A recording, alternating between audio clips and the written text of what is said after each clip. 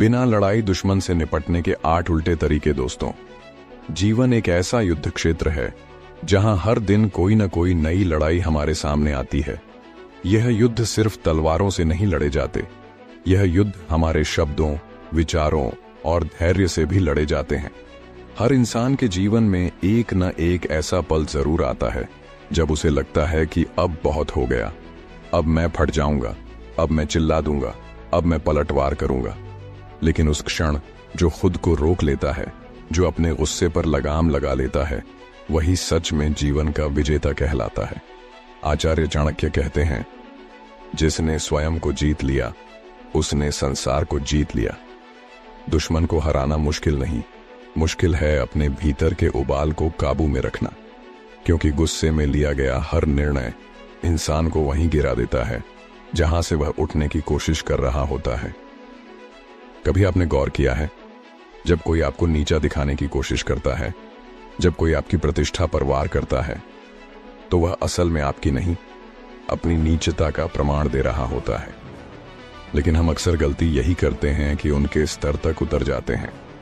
हम जवाब देना चाहते हैं, लड़ना चाहते हैं, साबित करना चाहते हैं कि मैं भी कुछ हूं। लेकिन चाणक्य की नीति कहती है, जिसे खुद को साबित करना पड़े वो अभी अधूरा है। जो पूरा है उसे किसी के सामने बोलने की जरूरत नहीं होती, उसका मौन ही उसका प्रमाण बन जाता है। जीवन में एक समय ऐसा भी आता है जब आपके अपने ही आपके विरोधी बन जाते हैं। वो लोग जिन पर आप भरोसा करते थे, जिनके लिए आपने अपने सपनों का त्याग किया, एक दिन वही आपके खिलाफ खड़े हो जाते हैं। यह क्षण सबसे कठिन होता है, क्योंकि यह सिर्फ दिल नहीं तोड़ता, आत्मा को भी झकझोर देता है। लेकिन आचार्य कहते हैं, जब अपने ही शत्रु बन जाएं, तो उनसे उलझो मत, बस अपने कर्म से उन्हें उत्तर दो। यही असली नीति है, उल्टा तरीका, जहां युद्ध बिना शोर के जीता जाता है, जहां शब्दों की जगह मौन बोलता है और तलवार की जगह कर्म प्रहार करता है। कभी कभी हम सोचते हैं कि अगर कोई हमारा अपमान करे तो हमें भी वैसा ही करना चाहिए, लेकिन ऐसा करने से हम उनके जैसे ही बन जाते हैं। जिस इंसान को आप अपने स्तर से नीचे समझते हैं, अगर आप उसी की तरह व्यवहार करने लगें तो आप उसकी जीत को खुद सुनिश्चित कर देते हैं। सच्ची ताकत इस बात में नहीं कि आप कितने तेज बोलते हैं, बल्कि इस बात में है कि जब आपको बोलने का मौका मिले तब भी आप शांति को चुनते हैं। मौन रहकर जवाब देना हर किसी के बस की बात नहीं होती। आचार्य चाणक्य कहते हैं, मौन ही सबसे बड़ा अस्त्र है। यह वह बाण है जो बिना आवाज के हृदय को भेद देता है। जब आप चुप रहते हैं तो आपका मौन सामने वाले को उसके शब्दों में उलझा देता है। वह जितना बोलेगा उतना ही स्वयं की नासमझी उजागर करेगा, और आपकी शांति उसके भीतर की आग को और भड़काती जाती है। वह चाहता है कि आप कुछ कहें, झगड़ें, चीखें, लेकिन जब आप मुस्कुराकर चलते बनते हैं तो उसकी सबसे बड़ी हार उसी क्षण तय हो जाती है। जीवन में यह समझना बहुत जरूरी है कि हर जवाब बोलकर नहीं दिया जाता। कुछ जवाब चुप रहकर, कुछ सफल होकर और कुछ सिर्फ मौजूद रहकर दिए जाते हैं। आपकी मौजूदगी ही आपके शत्रु को परेशान करती है, क्योंकि उसे समझ नहीं आता कि आपने उसके सारे प्रहारों के बावजूद अपना संतुलन कैसे बनाए रखा। वह चाहता है कि आप टूटें, क्योंकि आपकी स्थिरता उसकी कमजोरी को उजागर करती है। इसलिए जो आपको तोड़ने की कोशिश करे उसे अपने मौन से तोड़ो, अपने संयम से हरा दो। एक बार किसी ने चाणक्य से पूछा, आचार्य, यदि कोई आपका अपमान करे तो क्या करना चाहिए? चाणक्य मुस्कुराए और बोले, यदि कीचड़ फेंकने वाला स्वयं गंदा हो तो क्या सूरज चमकना बंद कर देता है? यह वाक्य केवल जवाब नहीं, एक दर्शन है। सूरज इसीलिए नहीं चमकता कि सब उसकी प्रशंसा करें, वह इसलिए चमकता है क्योंकि उसका स्वभाव है प्रकाश देना। उसी तरह यदि कोई आपके ऊपर कीचड़ फेंकता है तो वह आपके नहीं, अपने हाथ गंदे करता है। आपका काम है बस और ज्यादा चमकना, इतना कि उसकी नफरत आपकी रोशनी में खो जाए। समझदारी इसी में है कि आप अपनी ऊर्जा को व्यर्थ झगड़ों में न लगाएं। हर अपमान का जवाब जरूरी नहीं, हर आलोचना पर प्रतिक्रिया जरूरी नहीं, हर दुश्मन से लड़ाई जरूरी नहीं। कभी कभी सबसे बड़ी जीत ये होती है कि आप लड़ाई से ही इनकार कर दो, क्योंकि जब आप किसी को प्रतिक्रिया नहीं देते तो आप उसकी शक्ति छीन लेते हैं। वह अपने शब्दों, अपनी चालाकियों से आपको भड़काना चाहता है, लेकिन जब आप शांत रहते हैं तो वह खुद जलता है, खुद टूटता है, खुद हारता है। चाणक्य नीति कहती है, जो व्यक्ति बिना लड़े जीतता है वही सच्चा विजेता है, क्योंकि उसकी जीत शत्रु के शरीर पर नहीं, उसकी आत्मा पर होती है। यह वाक्य बहुत गहरा है। सोचो, अगर कोई आपसे झगड़ना चाहता है और आप शांत रहते हैं तो वह खुद अपने अंदर के गुस्से से जलता रहेगा। वह सोचेगा, यह कैसे इंसान है, इसे फर्क क्यों नहीं पड़ता? और यही सवाल उसकी हार बन जाता है। हर स्थिति में दो रास्ते होते हैं, या तो आप प्रतिक्रिया दें या धैर्य रखें। जो प्रतिक्रिया देता है वह पल भर के लिए सुकून पाता है, लेकिन जो धैर्य रखता है वह जीवन भर की जीत हासिल करता है। धैर्य केवल चुप रहना नहीं होता, धैर्य एक सक्रिय शक्ति है जिससे आप बिना बोले, बिना झगड़े हर परिस्थिति को अपने पक्ष में मोड़ सकते हैं। अब जरा सोचो, जब कोई तुम्हारे बारे में गलत बातें फैलाता है, तुम्हारे काम का मजाक उड़ाता है या तुम्हारी पीठ पीछे तुम्हें बदनाम करने की कोशिश करता है, तो तुम्हें क्या करना चाहिए? क्या तुम हर इंसान के पास जाकर सफाई दोगे? नहीं, क्योंकि सफाई वही देता है जो खुद को दोषी मानता है। जो सच्चा होता है वह वक्त को अपनी सफाई देने देता है। समय सबसे बड़ा न्यायाधीश है, वह धीरे धीरे सबके चेहरे से नकाब हटा देता है। जो आज तुम्हें गिराने की कोशिश कर रहा है, कल वही तुम्हारी सफलता से जलता नजर आएगा। सच यह है कि इंसान की सबसे बड़ी ताकत उसके कर्म होते हैं। कर्म बोलते नहीं, लेकिन उनकी आवाज दूर तक जाती है। जो आपके खिलाफ बोलता है उसका जवाब देने की जरूरत नहीं, बस इतना करो कि तुम्हारा काम इतना चमके कि उसके शब्द खुद ही धूल में मिल जाएं। यह भी एक उल्टा तरीका है, जहां जवाब न शब्दों से दिया जाता है न तलवार से, बल्कि उपलब्धियों से दिया जाता है। जीवन की हर परिस्थिति हमें परखने आती है। जब अपमान होता है तब धैर्य की परीक्षा होती है, जब धोखा मिलता है तब विश्वास की परीक्षा होती है, जब अपने विरोध में खड़े हो जाते हैं तब हमारी आत्मा की परीक्षा होती है। और जो इन सब परीक्षाओं में शांत, संयमी और विवेकपूर्ण बना रहता है, वही आगे चलकर सब पर भारी पड़ता है। क्योंकि युद्ध सिर्फ रणभूमि में नहीं होते, बहुत बार ये हमारे मन के भीतर लड़े जाते हैं। और जो अपने मन को जीत लेता है उसे कोई शत्रु कभी हरा नहीं सकता। अगर तुम में आत्मबल है तो सामने वाले के शब्द तुम्हारे लिए केवल हवा की तरह होंगे। वे कानों तक आएंगे लेकिन आत्मा को छू नहीं पाएंगे। तुम्हारा आत्मविश्वास ही तुम्हारी ढाल है, और यह ढाल किसी भी तलवार से मजबूत है। याद रखो, जिसे अपनी कीमत पता है वह किसी के अपमान से नहीं टूटता। अपमान तभी असर करता है जब तुम खुद को छोटा महसूस करते हो, लेकिन जब तुम्हें अपने मूल्य का ज्ञान होता है तो कोई भी शब्द, कोई भी तंज, कोई भी हमला तुम्हें छू भी नहीं सकता। इसलिए जब कोई तुम्हें नीचा दिखाने की कोशिश करे तो चुप रहो, लेकिन भीतर से मुस्कुराओ, क्योंकि वह तुम्हें गिराने की कोशिश इसलिए कर रहा है क्योंकि उसे तुम्हारी ऊंचाई से डर लग रहा है। पेड़ पर सिर्फ उसी फल पर पत्थर फेंका जाता है जो मीठा होता है। और याद रखो, मौन कमजोरी नहीं, रणनीति है। यह वह नीति है जो हर महान व्यक्ति ने अपनाई है। भगवान राम ने भी अपने अपमान पर मौन साधा था। कृष्ण ने भी अपने विरोधियों को शब्दों से नहीं, कर्मों से जवाब दिया था। और चाणक्य ने भी अपनी योजना से पूरे साम्राज्य को हिला दिया था, बिना तलवार उठाए।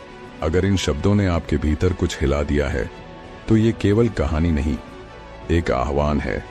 इस वीडियो को लाइक करें, शेयर करें और अपने विचार नीचे लिखें, ताकि आपकी आवाज उस चेतना का हिस्सा बने जो कमजोरी नहीं, विवेक को पहचानती है। और याद रखिए, सिर्फ दर्शक मत बनिए, साधक बनिए। चाणक्य विवेक चैनल को सब्सक्राइब कीजिए, क्योंकि यहाँ हर विचार, हर नीति एक नई दिशा देता है। उल्टा फार्मूला नंबर 1, मौन को अस्त्र बनाओ। बोलने से पहले शक्ति नापो। जब कोई आपको अपमानित करे, पहली प्रतिक्रिया अक्सर शब्दों की बाढ़ होती है, पर चाणक्य कहते हैं मौन बोलने से अधिक असरदार होता है। यह सिर्फ चुप्पी नहीं, बल्कि योजना है। मौन में कई तरह की शक्तियां छिपी होती हैं। मौन से जाने वाला प्रभाव। जब आप शांत रहकर स्थिति का अवलोकन करते हो सामने वाला अपने शब्दों और इरादों में उलझ जाता है।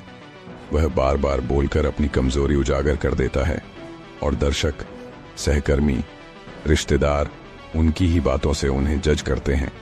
व्यावहारिक कदम, गहरी सांस लें, 3 गिनती तक रुकें और फिर जवाब देने के बजाय अपनी ऊर्जा उस काम में लगाएं जो आपकी साख बढ़ाए।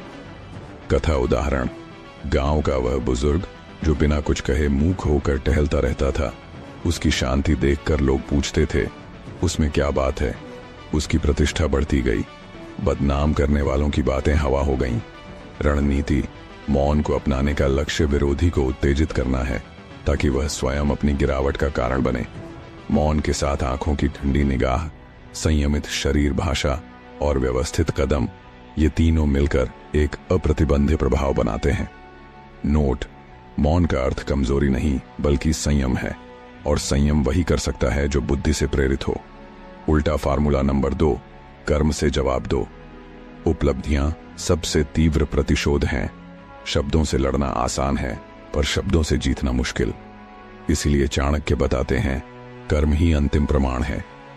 जब शब्दों के जरिए आपकी इज्जत पर आघात आता है, तब सबसे बड़ा उत्तर आपकी कामयाबी, आपकी कड़ी मेहनत और आपके उत्तम चरित्र से दिया जा सकता है। कैसे लागू करें? अपनी मेहनत को 2 गुना कर दीजिए। अपनी क्षमता को इतना निखारो कि आलोचना खुद जवाब दे दें। छोटी छोटी क्रियाएं, रोजाना 1% बेहतर बनने का नियम अपनाएं। रोजाना एक नया कौशल सीखें। दिन के कार्य सूची में वो एक काम जोड़ें जिससे आपकी प्रोफेशनल वैल्यू बढ़े। कथानक, राजा की एक सलाहकार ने जब अपमान सहा तो उसने निरंतर कार्य किया। वर्षों बाद उसी के कार्य ने राजा को बचाया और अपमान करने वाले का सच सामने आ गया। रणनीति, उपलब्धियां रियल टाइम जज हैं। वे झूठ, अफवाह और षड्यंत्र से तेजी से ऊपर उठ जाती हैं। इसलिए जब अपमान हो, शब्दों में उलझने की बजाय अपने काम से बोलो। ध्यान रहे, उपलब्धियां धीरे धीरे पर अटल रूप से असर दिखाती हैं। यही चाणक्य की दीर्घकालिक सोच है। उल्टा फार्मूला नंबर 3, धैर्य के जाल में बैठे रहो। समय को अपना हथियार बनाओ। धैर्य केवल प्रतीक्षा नहीं, यह सक्रिय रणनीति है। चाणक्य का मानना था कि समय ही सबसे बड़ा न्यायाधीश है। जो व्यक्ति आज बदनाम करने की कोशिश करता है, वह कल खुद अपनी चालों का फंस जाएगा। यदि आप धैर्यपूर्वक बैठकर इंतजार करें, तत्काल कदम, किसी भी स्थिति में तुरंत पलटवार न करें। नोट्स रखें, कौन क्या कह रहा है, किसने क्या किया। यह रिकॉर्ड भविष्य में सत्य प्रकट करने में काम आता है। कहानी, एक व्यापारी पर झूठे आरोप लगे। उसने धैर्य से सबूत संजोए रखे। वक्त आया और आरोप लगाने वाले अपने ही झूठ में फंस गए। व्यापारी की प्रतिष्ठा मजबूत हुई। रणनीति, समय पर छोड़ना और सही समय पर खुलासा, यह दोनों मिलकर सबसे बड़ा न्याय करते हैं। मनोवैज्ञानिक असर, धैर्य से रहना विरोधी को मानसिक रूप से अस्थिर कर देता है। वह जल्दबाजी में गलती कर बैठता है। धैर्य का एक खूबसूरत पहलू यह भी है कि यह आपको मानसिक शांति देता है और शांति के साथ निर्णय अधिक बुद्धिमान बनते हैं। उल्टा फार्मूला नंबर 4, नजरअंदाज करना। शक्ति नहीं, तुच्छता का समर्थन कई बार सबसे सरल और सबसे कठिन तरीका होता है। नजरअंदाज करना, पर यह किसी की अवहेलना नहीं बल्कि रणनीति है। जब आप किसी की बातों को महत्व नहीं देते, आप उसकी शक्ति को शून्य कर देते हो। अभ्यास, समाज में किसी की अपमानजनक कमेंट पर प्रतिक्रिया देने से पहले अपना उद्देश्य दोहराएं। क्या यह वाकई मायने रखता है? अगर नहीं, तो प्रतिक्रिया छोड़ दें। उपयोगिता, यह तरीका उन परिस्थितियों में सबसे असरदार है जहां विरोधी चाहता है कि आप भावनात्मक रूप से प्रतिक्रिया दें। आपकी नॉन रिस्पॉन्स ही उनकी हार बन जाती है। कथा, एक युवा नेता पर बार बार तंज कसे जाते थे। उसने हर तंज पर मुस्कुराकर आगे बढ़ना चुना। समय के साथ उसकी लोकप्रियता बढ़ी और तंज कसे वालों की छवि घटती गई। सावधानी, नजरअंदाज करने का अर्थ यह नहीं कि आप सब सह लें, बल्कि यह समझदारी है कि किस लड़ाई को अनदेखा करना है और किसका जवाब कर्म से देना है। नजरअंदाज करना विरोधी के लिए सबसे जहर भरा एहसास है, क्योंकि वह फर्क समझ नहीं पाता कि आप कमजोर हैं या आप सिद्धांत रखते हैं। उल्टा फार्मूला नंबर 5, सूचना और सत्य को इकट्ठा करो। छुपे हुए सच सामने आ जाएगा। कपटी चालों और षड्यंत्रों का सामना करने का सबसे बड़ा हथियार सही जानकारी है। चाणक्य ने हमेशा कहा, हर परिस्थिति का विश्लेषण करो, कारण जानो और फिर चाल चलो। सत्य की खोज और पुष्टि उस जाल की तरह है जिसमें कपटी फंसते हैं।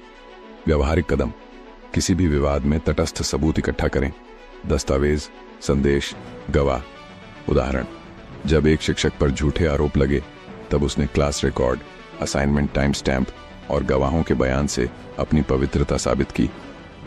रणनीति: सत्य को समय पर और सही मंच पर रखें। अक्सर लोग तुरंत सामने आने वाले सत्य के डर से और अधिक झूठ बोलते हैं। इससे उनका दर्द बढ़ता है। महत्व: जानकारी